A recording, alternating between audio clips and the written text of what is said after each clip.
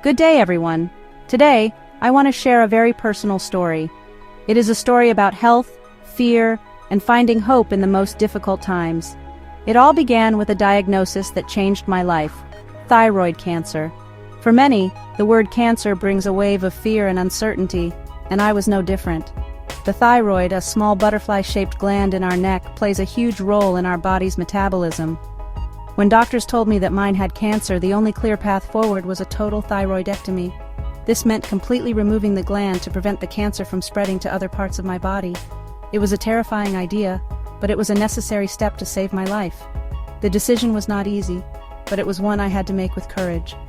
My doctors explained everything clearly. They told me that removing the thyroid was the best chance for a cure. They reassured me that while life would be different, it would not be over. I held onto their words like a lifeline. The fear of the cancer spreading was a constant shadow, a heavy weight on my mind. I thought about my family, my future, and all the things I still wanted to do. The surgery was not just a medical procedure, it was my fight for a second chance at life, a chance to continue my journey and fulfill my purpose. Preparing for the surgery was both a physical and emotional marathon. There were countless tests, consultations, and discussions about the risks and benefits. I learned so much about the thyroid gland and how vital it is for our daily functions, regulating our energy, our mood, our heart rate, and even our body temperature. To think that this small part of me would soon be gone was overwhelming. I had to mentally prepare for a new reality, one that would depend on lifelong medication to replace the hormones my thyroid once produced. The support of my family during this time was my anchor in a stormy sea. On the day of the surgery, August 21st, 2025, I surrendered everything to God and trusted my medical team. The procedure was successful, and the cancerous gland was removed. While there was a sense of relief, I knew that this was just the beginning of a new chapter.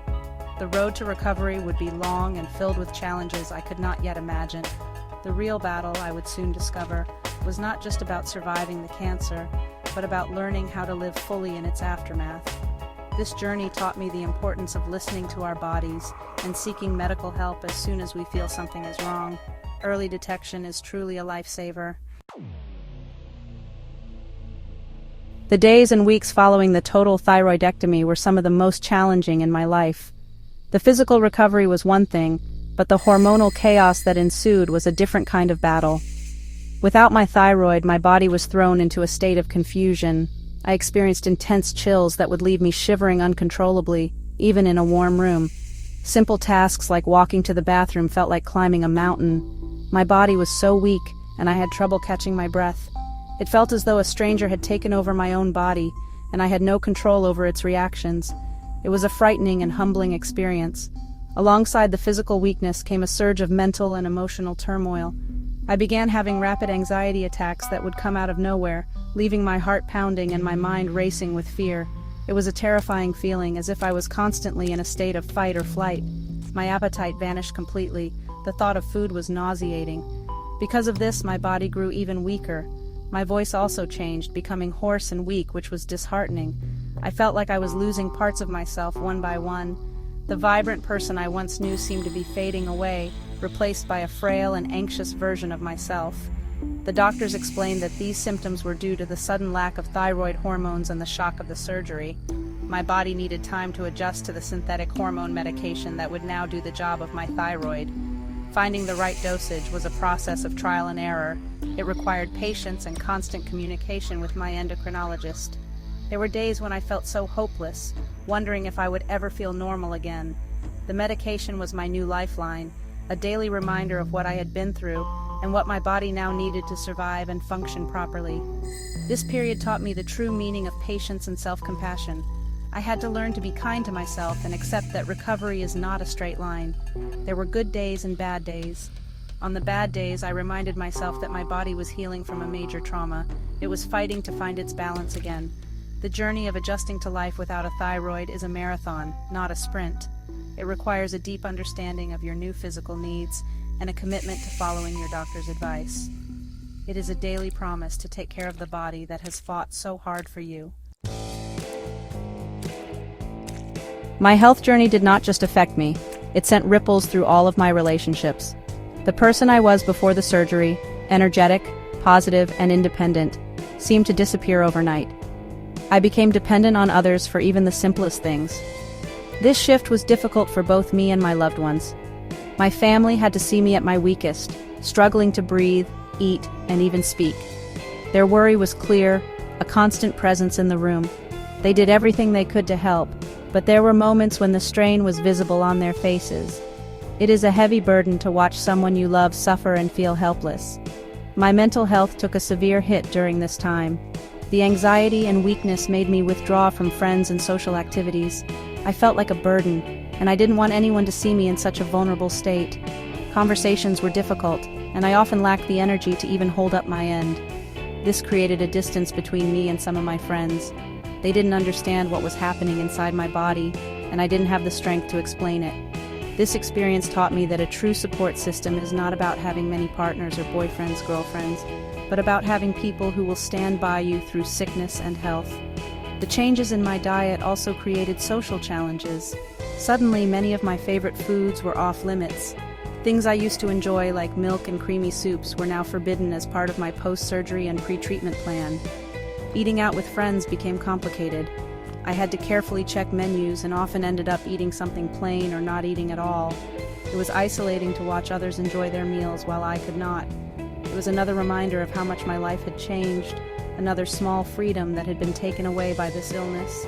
These small things add up and can greatly impact one's sense of normalcy.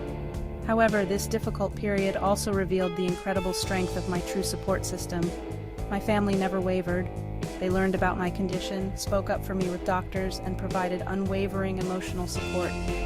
My closest friends checked in on me, not with expectations, but with simple messages of love and encouragement. My doctors became my partners in this fight, providing not just medical treatment, but also reassurance and hope. They taught me that facing cancer is not a journey to be walked alone. It requires a team of dedicated professionals and a circle of loved ones who provide the foundation for healing. After weathering the initial storm, I began to see glimmers of hope.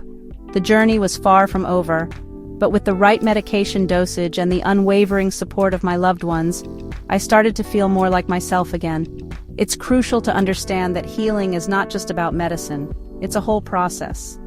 It involves nourishing your mind and spirit as much as your body. I learned to face the fear of cancer not by ignoring it, but by arming myself with knowledge. I asked my doctors countless questions, read reliable medical information, and took an active role in my treatment plan. Knowledge replaces fear with empowerment. The support from my family and friends was the bedrock of my recovery. They were my cheerleaders on the difficult days and celebrated every small victory with me. They reminded me that my worth was not defined by my illness or my physical limitations. Their love and patience created a safe space where I could be vulnerable without judgment. This experience strengthened my bonds with them in a way I never thought possible. It showed me that true relationships are forged in the fires of adversity.